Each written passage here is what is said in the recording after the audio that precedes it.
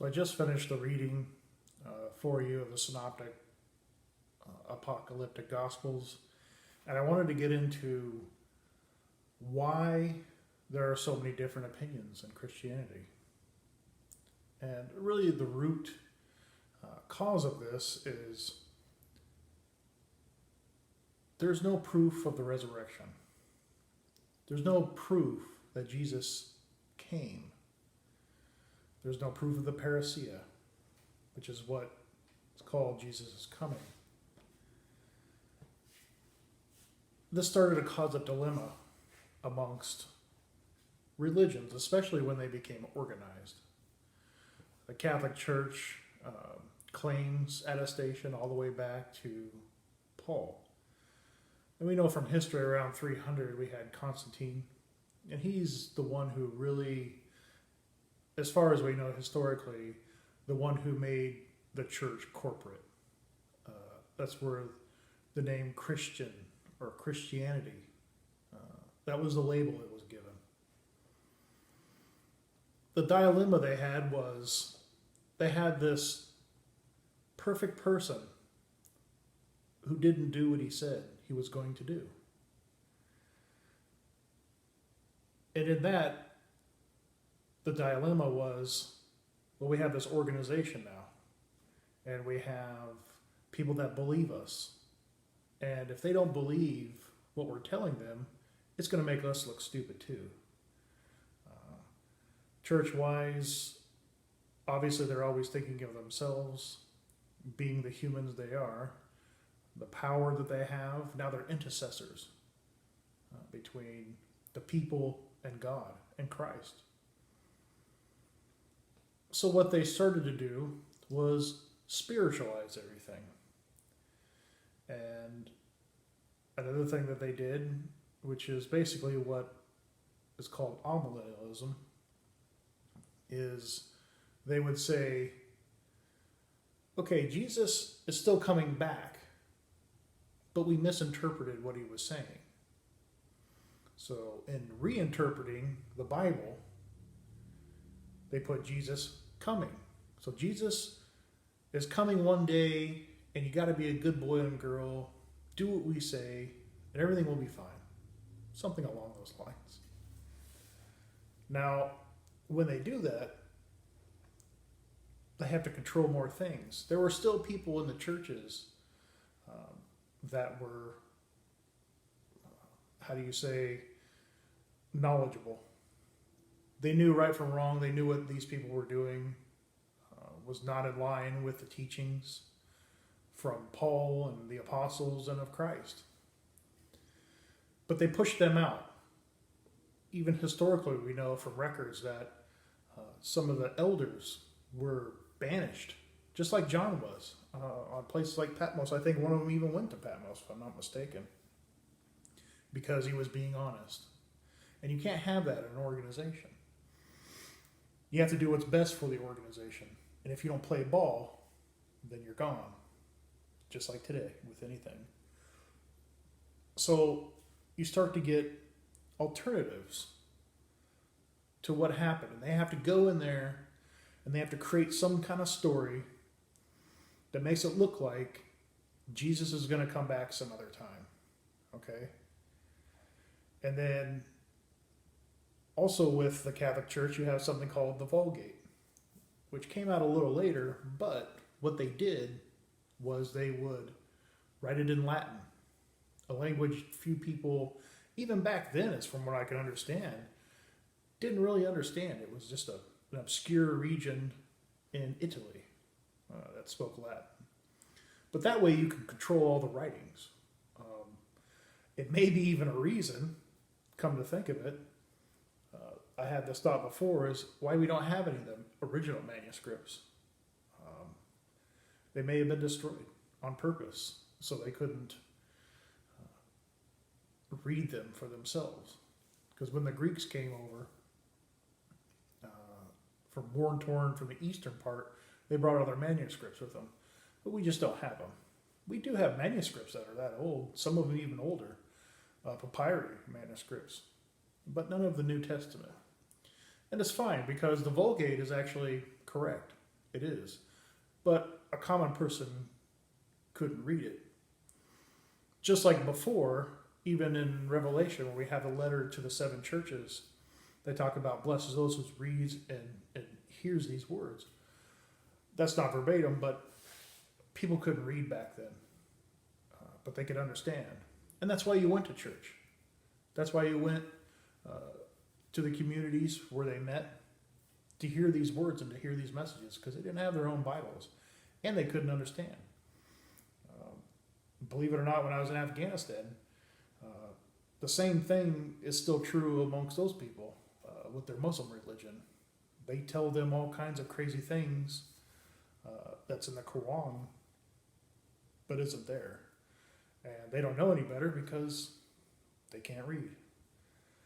But going back to what I was saying before with the Vulgate, now you had control over the word. And this went on for quite a long time. And this is where the really dark history of the Catholic Church started to take over. Persecutions, all kinds of nonsense. And obviously you're going to get that when some human being has total power. You have to understand, it doesn't matter if it's a Catholic Church or the Protestant Church, it's a mechanism, some kind of corporate entity that someone controls, just like our own government. And they could come in and do whatever they want. You can't do anything about it. And if you don't do what they tell you, then you'll be persecuted. And on top of that, you're going to go to hell for the rest of your life. So that's not a good thing. But I'll touch on this later. More to the point, these people didn't have any Bible. How did they go to heaven? Well, they had faith. Just like the people before them, going all the way back to the first days of the Mosaic era. You have to have faith in God. That's what matters. A Bible is just a book. It's a great book, but it's just a book. It's nothing without God, and it's nothing without Christ. In Aramaic, it's Talmud. You have the Talmud, which is Jewish, but then you have the Talmud, which is Aramaic for follower of the way. Not necessarily Christ, but the way Christ told us to live. So Talmud is follower of the way. And this is why it's perfect, because you have a person who can't be killed again. It's a church you can't destroy. It's a religion you can't destroy. It's a thought you can't destroy. It lasts forever. It lasts in the heart of people that believe. So you can never destroy it. You can never get rid of it. But going back to the churches, throughout time, they kept this Jesus is coming in the future story going on. And throughout time, people would get a hold of it, and they would talk about how the Pope is the Antichrist from Revelation, and et cetera, et cetera. And then you get more of the same things. You have a dilemma. You come up with some way to quell the situation, and you get even more nonsense. It's been 2,000 years since Jesus, almost. There's been a lot of time for a lot of people to put their greasy little fingers all over everything. And it's mucked it up pretty good. But again, it doesn't matter, because you have God. And you have faith in God. And you have a mechanism inside of you that's installed in everybody. Consider it a cell phone. It's built into you. And because of Christ, you can talk to God whenever you want. And no one can take that away. They could kill you, and they still can't do anything about it. It lasts forever. So that's why they have to create all these stories to get around it. They have to cast doubt on everything. They have to tell everyone it's something else. They have to create an alternative reality. Just like the name Christian. It's an alternative name. Really, you're followers of the way, or disciples of Christ is another way to say it. We have words that can define it. But Christian was the corporate name it was given. And that's what stuck. And it's not a bad thing, but it's not based on the reality of the original sayings of Christ. Do you see what I'm saying? They've kind of shifted it over to the side and created their own dimension of Christianity. But Christianity and God and Jesus are not compatible. Just like the old covenant isn't compatible with Judaism. Christ himself said many times to the Jews, to the Pharisees, doesn't your law say this? Doesn't your tradition say that? That's why Jesus was eating grain on the Sabbath. He says, I'm the Lord of the Sabbath. How come your disciples don't wash their hands? These are stupid little things they've come up with that were ritualistic.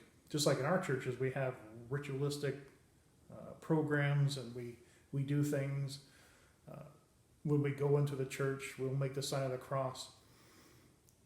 These are just traditions that were built up over time. But they have nothing to do with Jesus or God. It's just something that we've created and followed and learned over time. Now, over time, you started getting different religions. You had Martin Luther and the Reformation. They wanted to read the Bible. But sure enough, just like everything else, humans came along and screwed it up. They turned it into a corporate machine, money, power, etc. And then you start having all these breakoffs. Baptists, this and that, and brother this and coalition that. And it's an absolute mess. Each and every one of them starting to teach their own version of what they think is in the Bible. A lot of them, back then, I'll take Calvinism for a second, they had this conception of what's in the Bible.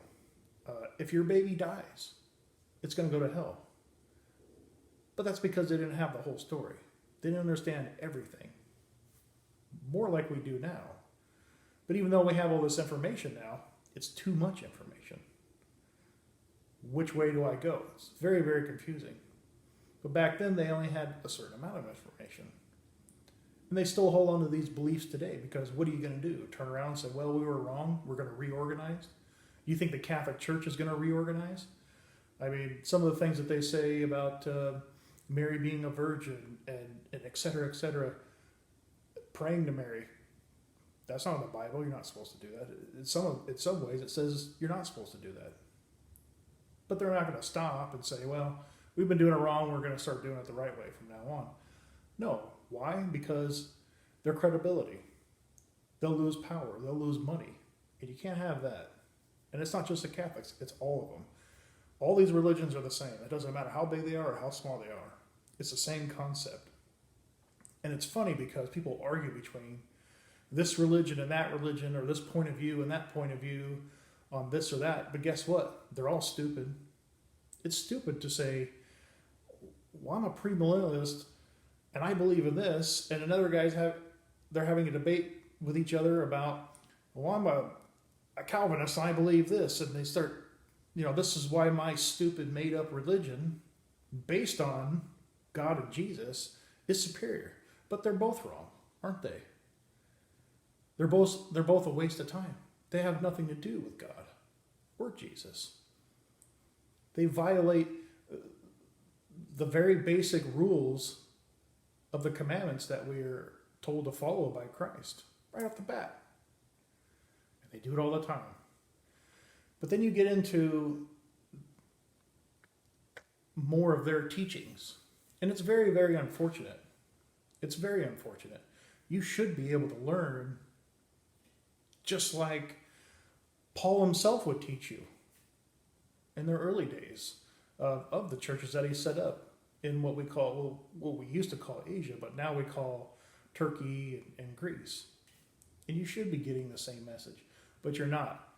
You're getting an alternative message based on their opinions and their creeds and their religion of what the Bible says and what Jesus says and what it means. And if you're confused by what they're saying and what you're reading, you should be, because reading the Bible is actually very, very simple and very straightforward. It's very easy to understand. Even myself, I know when I started reading, very confusing. Why?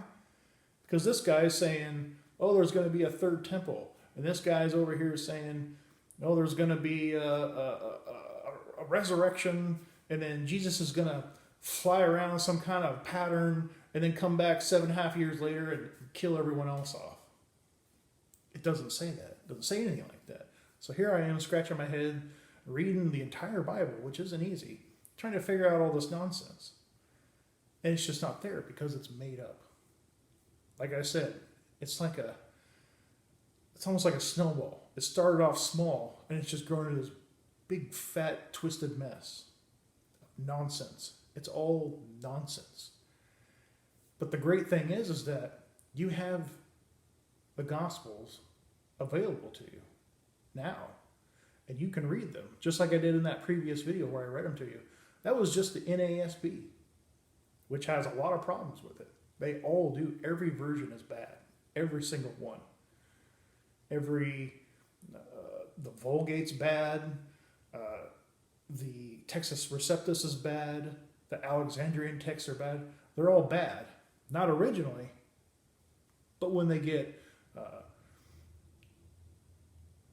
into versions of the Bible that come to us, that's when they go bad, because they go through human hands and they have to play by certain rules, and they produce these Bibles. When people make a Bible, they're not doing it for free. I don't care what you say or what you think. They're here to make money, especially now.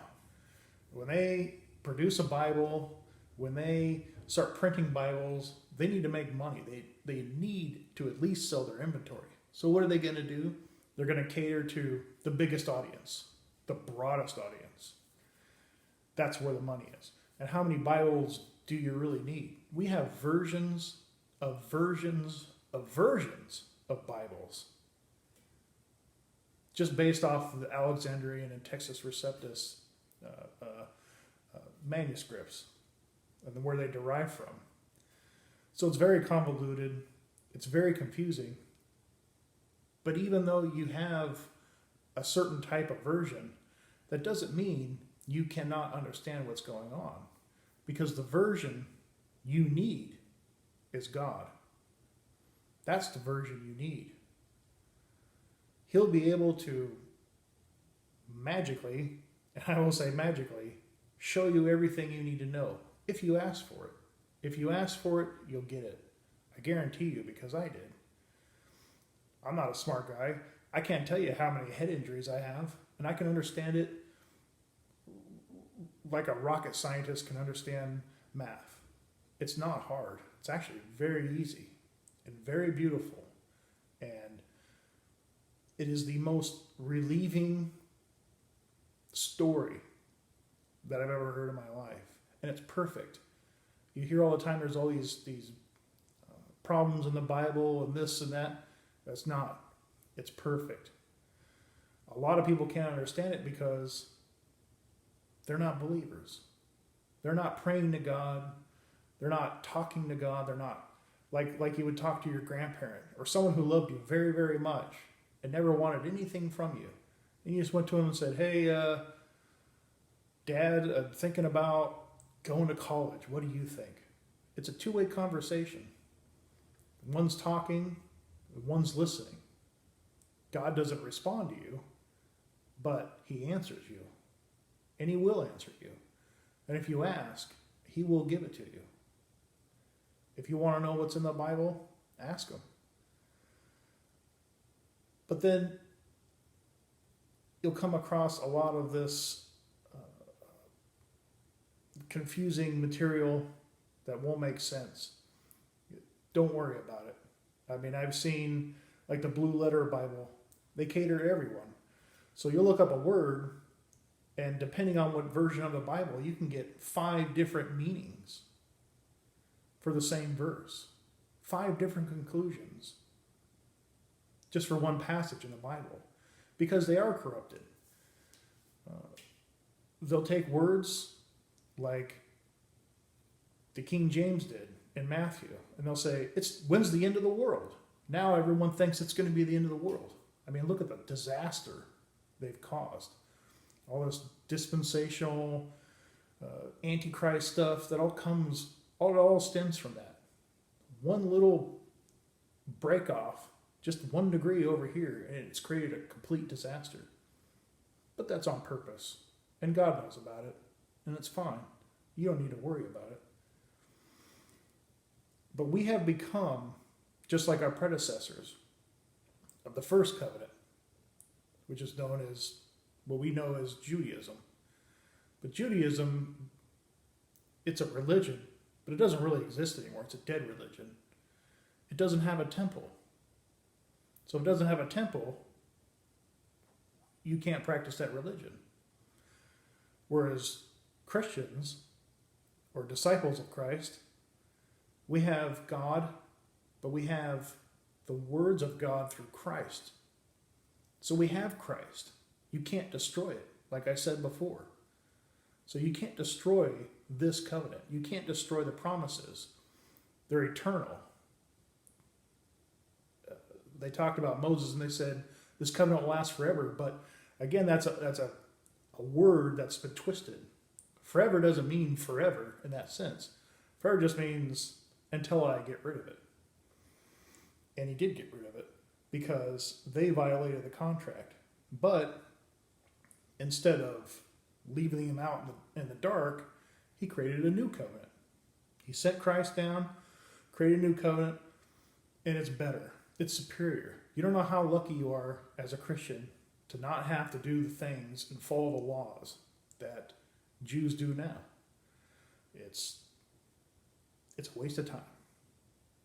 It's nice, but it doesn't do anything.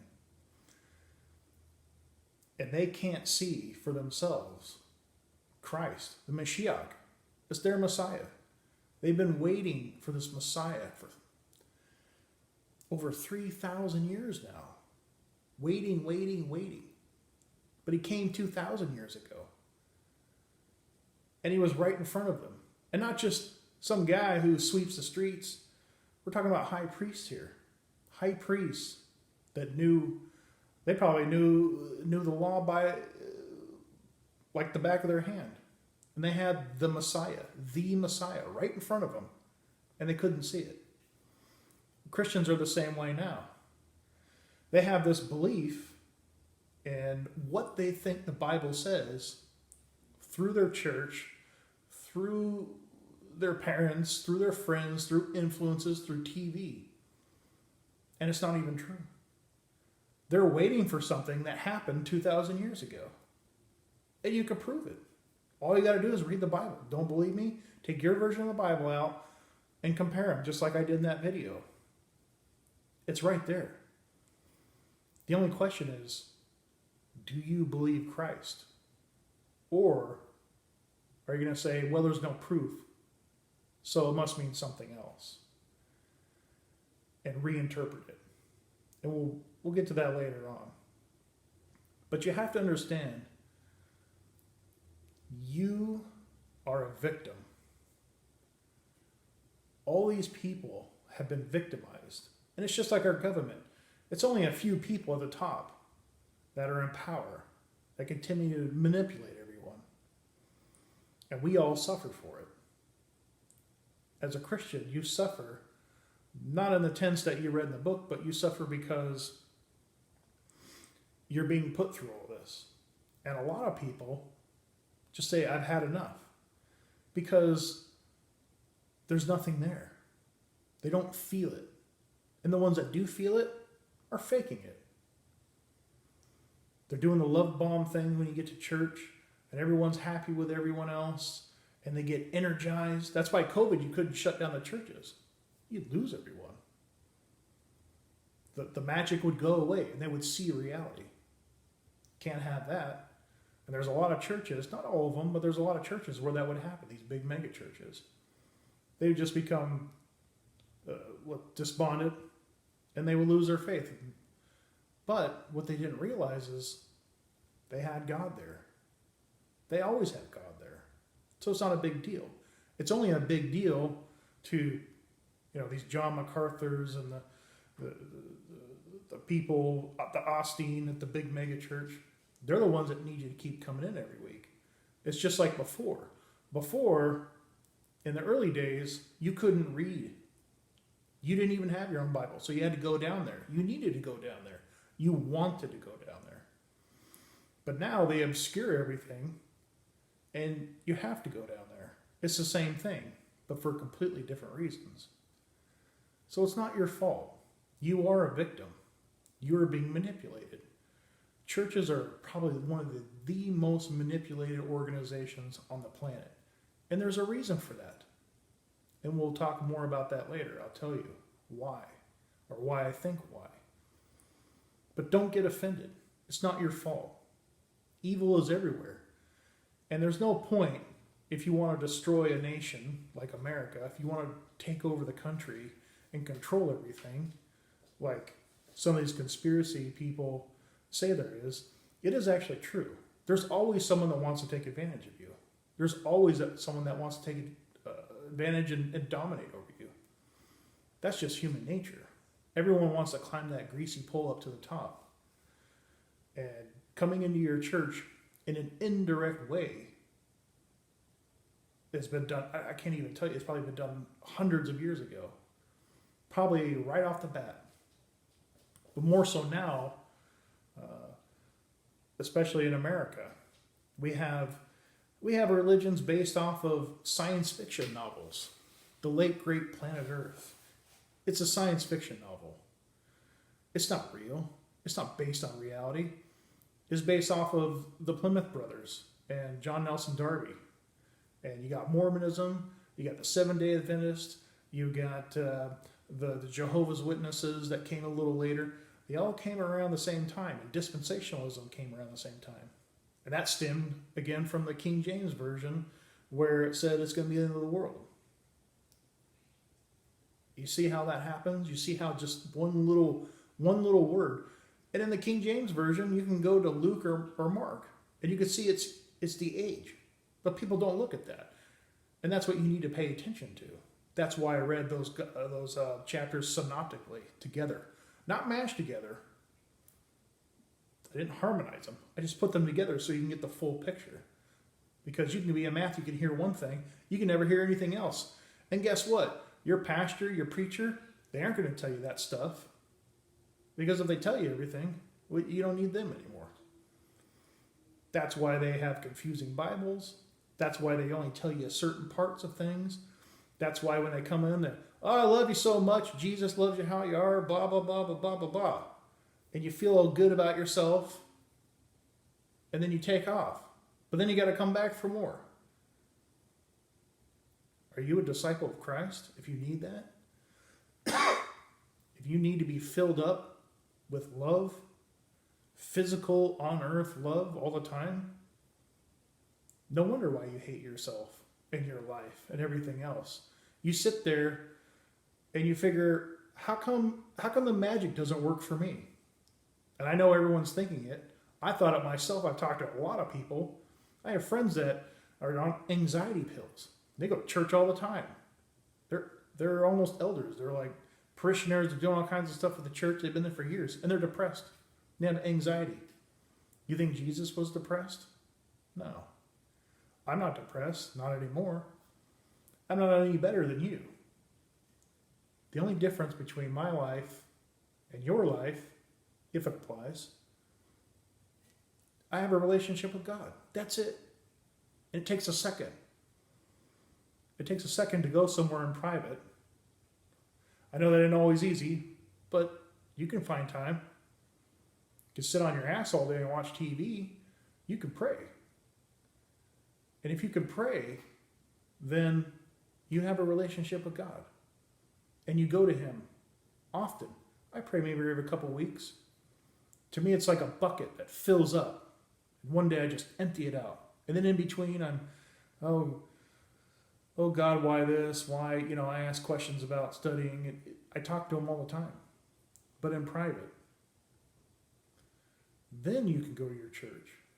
Then you can go with all your friends and hang out with them and share a brother love and break bread. But you have to have that relationship first. You can't just go to church and expect to hear a couple words and get filled up and then go away and expect it to last, because it's not. You're just high on Jesus. You're high on Jesus. There's nothing in you.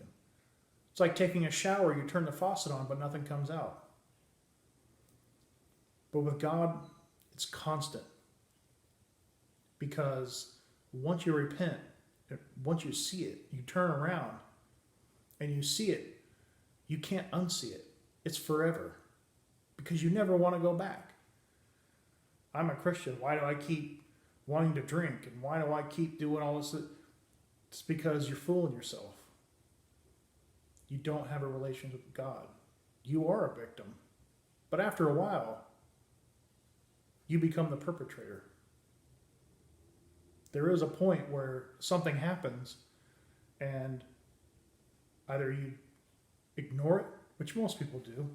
They just stick their heads in the ground, and that's where they keep it. I can't tell you how many, even my friends, they just stick their heads in the ground all the time. They don't address anything. They don't say, you know what, I need to take this to God.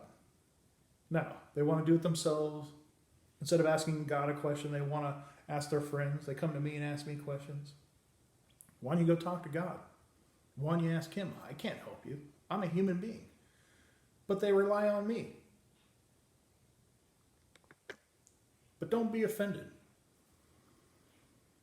This should help you understand what's going on around you. You're being controlled and manipulated by your own government.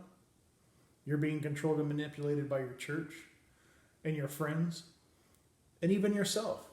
You are your own worst enemy, and you have been brainwashed. That's a part of being human. It's going to happen. And you have to unscrew yourself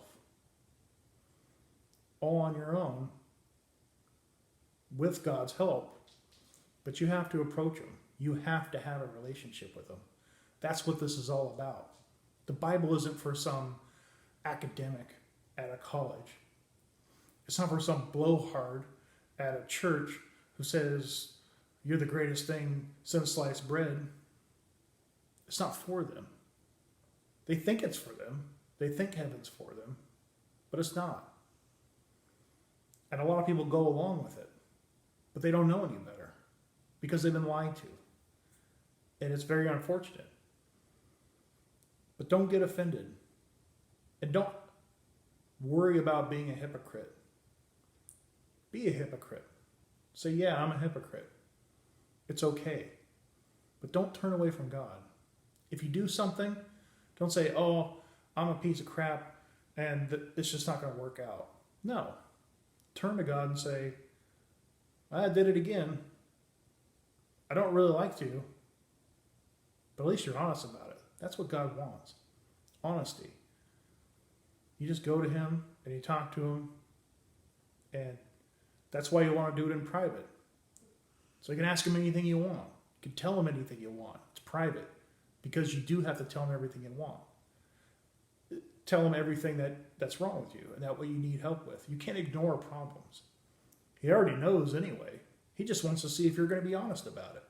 That's the only thing. Now, as a Christian,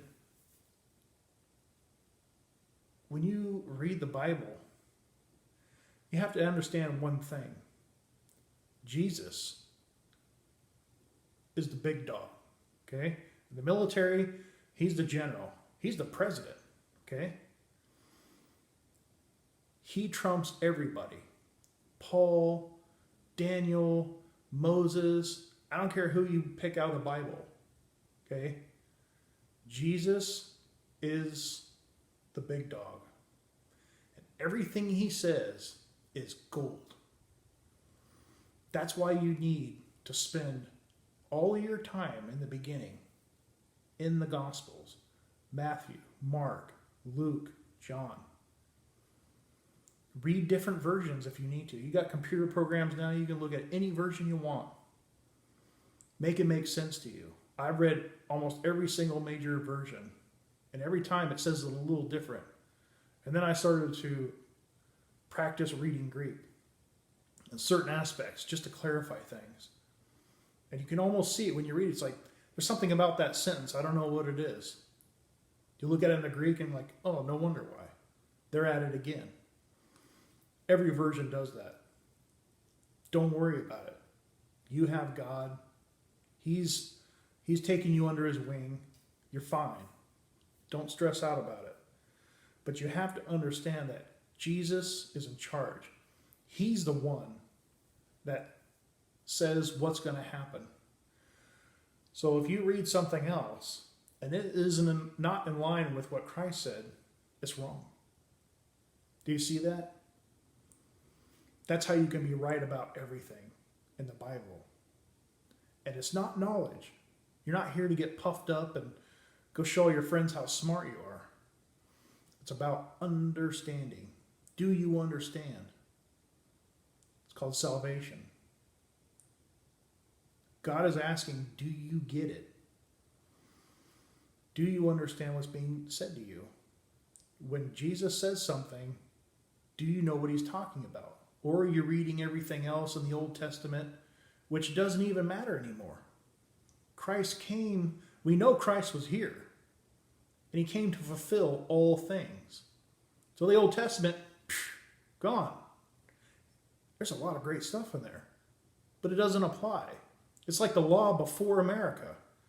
Lawyers don't go and look up new Amsterdam codes for loitering and take that to court. It doesn't apply. It's past. Different, completely different country. We're in a new covenant now, and Jesus is the boss. And whatever he says is the way it goes because it came directly from God. I'm not saying the things that the other people said didn't come from God, but he is the Messiah. He is the Christ. He is the big cheese. And what he says goes. And as long as you get to know him and you get to know what he says, you'll always be on the right side of him. And if you read something else and it doesn't jive with what Christ said, it's wrong. If someone else says something about that and you are really good at understanding what Christ said, you understand, you get it, and it's not hard. They're wrong. You see how easy that is? You know everything now. You know more than some university professor with 10 degrees. In religion, it doesn't matter. You have everything you need now. But you have to also understand there's always going to be some sort of separation between God and you. You're here on earth. He's not. Maybe he is somehow, but he's not walking around. You ain't inviting him over to dinner. You're not going to play golf with him this weekend. That's what people like. They want the interaction. They want to talk to people. They want to touch other people. But that's not how God is. God is secret. Everything about the kingdom is secret. That's why it can exist here now, and you couldn't even know, you wouldn't even know about it. Most people don't. But Jesus says it was.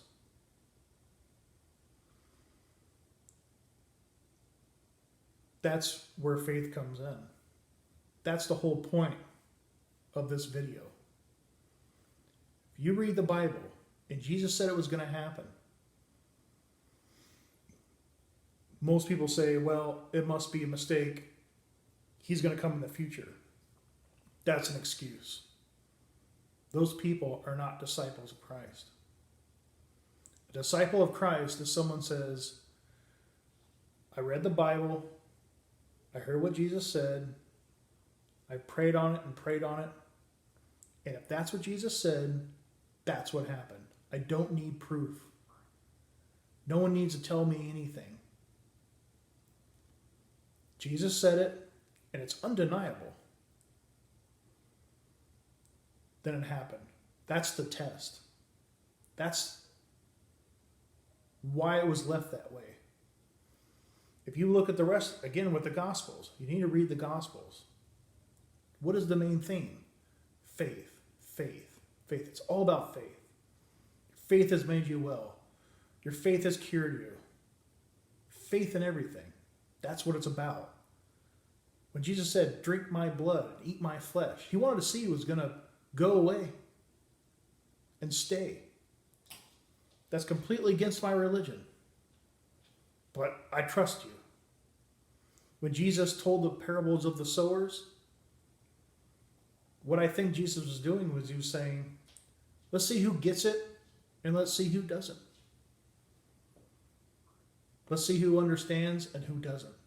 When he was building his discipleship, he was building not necessarily an army, but a group of people that understood. But it was based on faith. And I know, for myself, it doesn't always make sense. Don't be afraid. You have God. You have that relationship with God, and you're good. I guarantee you, if you really go in there and you pray to him, he knows you, you know him, you're fine. You don't have to worry about it anymore. So don't worry about what version you need. Don't worry about it doesn't make sense. Just have faith in God. Ask him questions. Ask him whatever you want to ask him, and he will answer you. And I guarantee you, when he answers you, it's amazing. It's like, wow. I'm kind of, desensitized to it now. Now something I expected. It's like, yeah, if God took a mountain and threw it in the ocean, I wouldn't be surprised at all. I'm not surprised. What else would I expect? What else would you expect? He is there. And when that happens, it builds even more faith. And more faith leads to more prayer. And then he answers you, and that gets your faith up even more. And then you don't need just someone to come up to you and say, "Oh, Jesus loves you so much," because you already know that. It's not external anymore.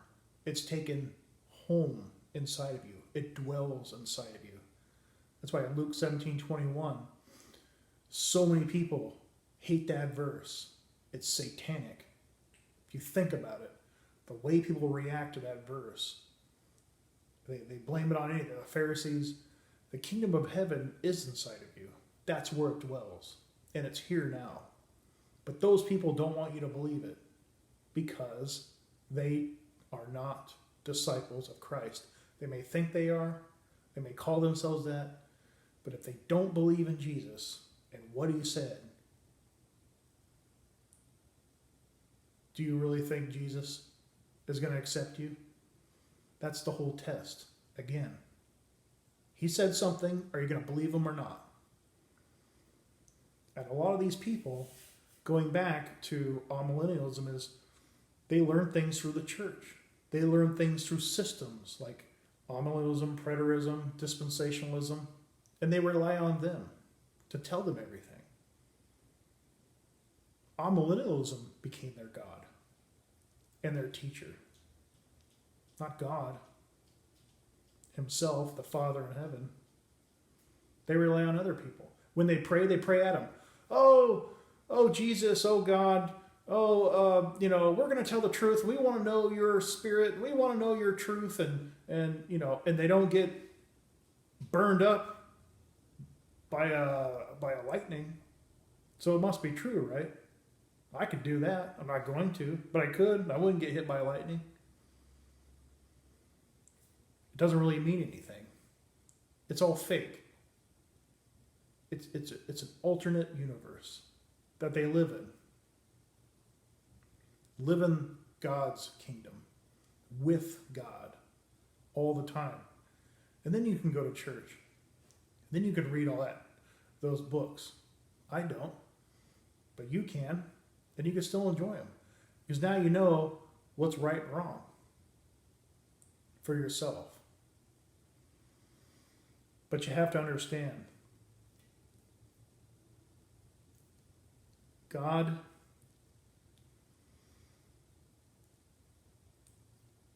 and the kingdom of God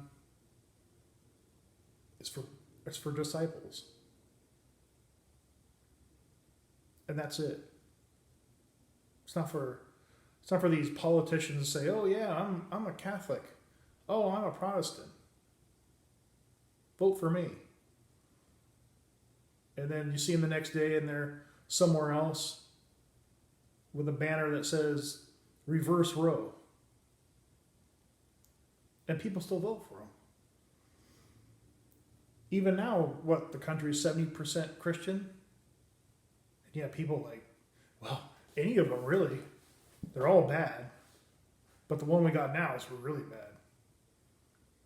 How could you call yourself a disciple of Christ when you vote for someone like that? It's because you don't know any better. It's because you've been brainwashed. You don't know what reality is because you live in an alternate reality. It's been taken away from you. Everything's been taken away from you. And they do it on purpose to keep you away from salvation. But not only that, but your life is horrible and miserable. And you have to depend on them and their promises in the hopes that it won't be so miserable. But it's not going to solve anything. You can make all the money you want. It's not going to solve anything. You can get everything you want. Career, house, doesn't matter. Doesn't do anything. It's only temporary. It's only temporary. It doesn't mean anything. And it's not everlasting. You can't take it with you. But they want to keep you away from God. They keep you hypnotized. They keep you in the dark. And that's your reality. It's horrible. I know. I wasn't really a part of the whole church scene, but I could see it. I could see it in my friends. The kingdom of heaven, according to Christ, is here now. It's not just a theory. It is a theory of mine that I put out, but all I did was read the Bible. I didn't change anything. I could read any version I wanted and prove the same point. And they want to keep you away from knowing that because they want you to doubt. They want you to doubt Christ's words. And let's just face it, most people are lazy and they don't read the Bible. They just go in, fill up, get high on Jesus and go about their business. Do you think that's going to work? You think you're going to go to heaven? You think God wants you? Maybe he does. I don't know what the cutoff point is. But for someone who loves you as much as that, for you to repay them in that manner, I would be insulted. Do you think God will be insulted? It's so easy. It's so easy to pray, and it's so easy to read. You can read, can't you? Everyone can now. There's no excuse. Ask for guidance, and you'll get it. But when you do pray, do it in private. Have your own relationship. Tell him everything. Don't hide anything. It's Father in heaven. Jesus is dead. Jesus never said, pray to me. Pray to God. Father in heaven. And don't do some hallowed be thy name. That was just an example. Pray to him. Go in the bathroom, lock the door, turn on the fan. You don't need a picture of the Pope in front of you or some rosary or light candles. Just talk to him. Ask him anything you want, like a therapist. And you can say anything. And he'll answer you. You have to have that relationship. If you don't, he won't know you. You will die and he said, I never knew you. Or when you did pray, you just prayed at me. Oh God, I'm such a great guy and you're a great guy. We're both great guys. Amen. What is that? You think you're going to learn anything from talking like that?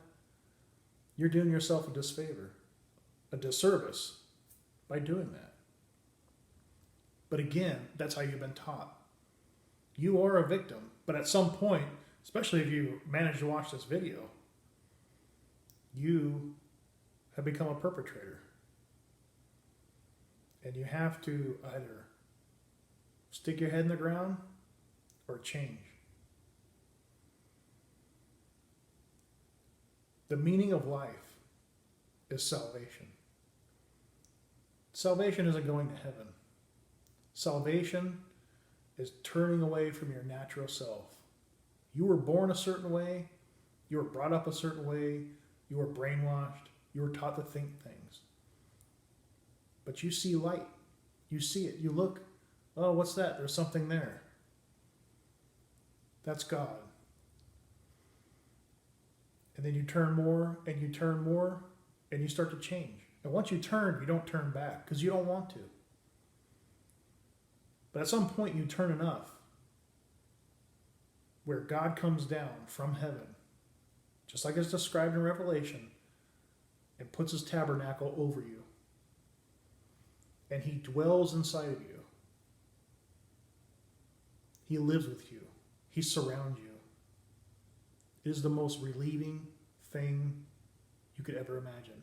Nothing changes on the outside. But everything's different. Everything. There is no more pain. There is no more suffering.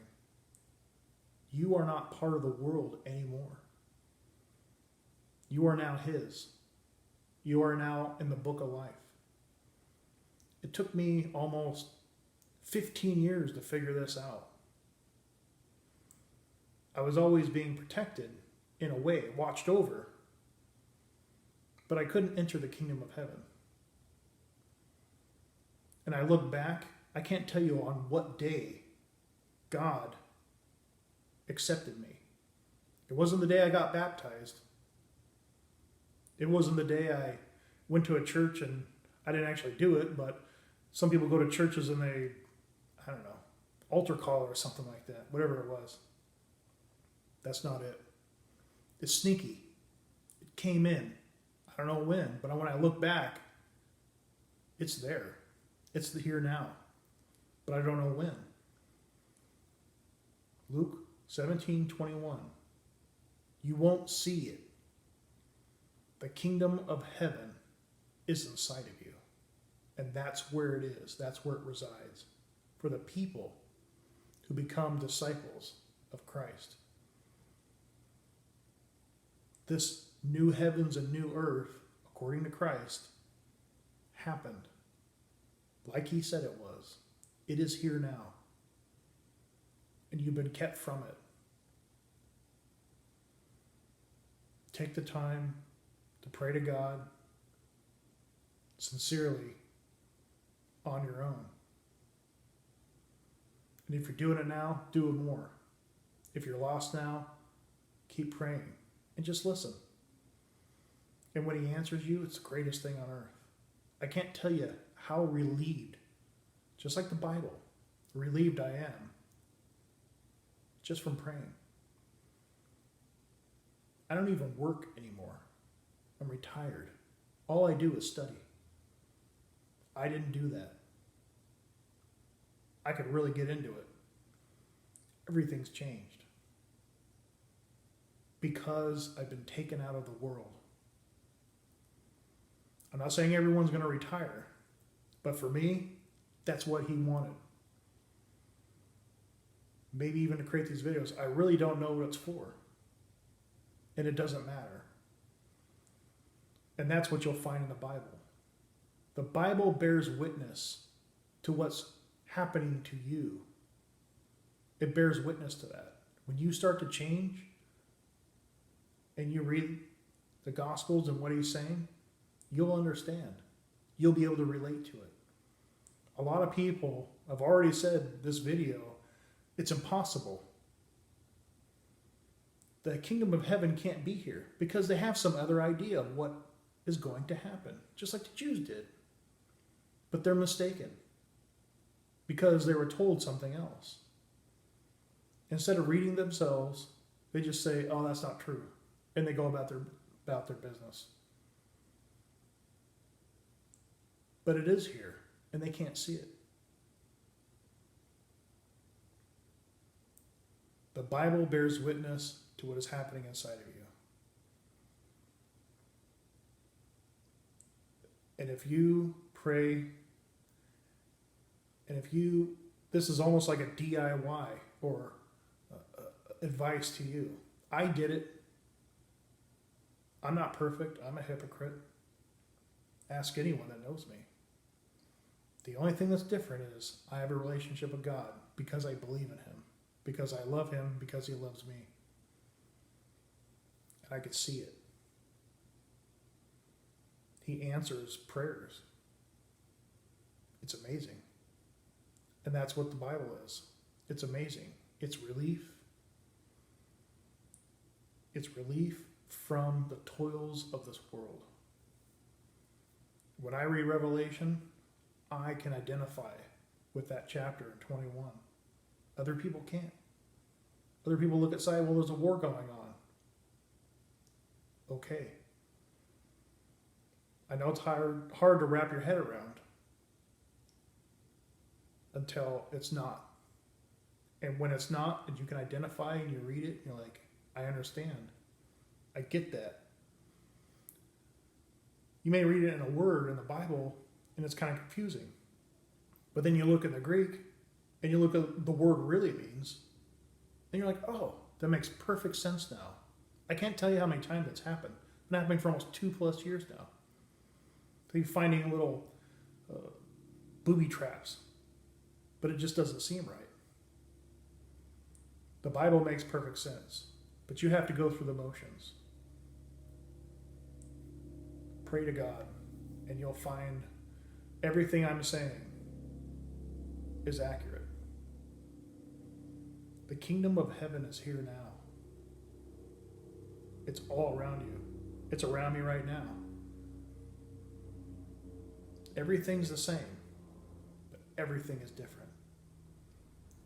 And I'll never go back. Ever.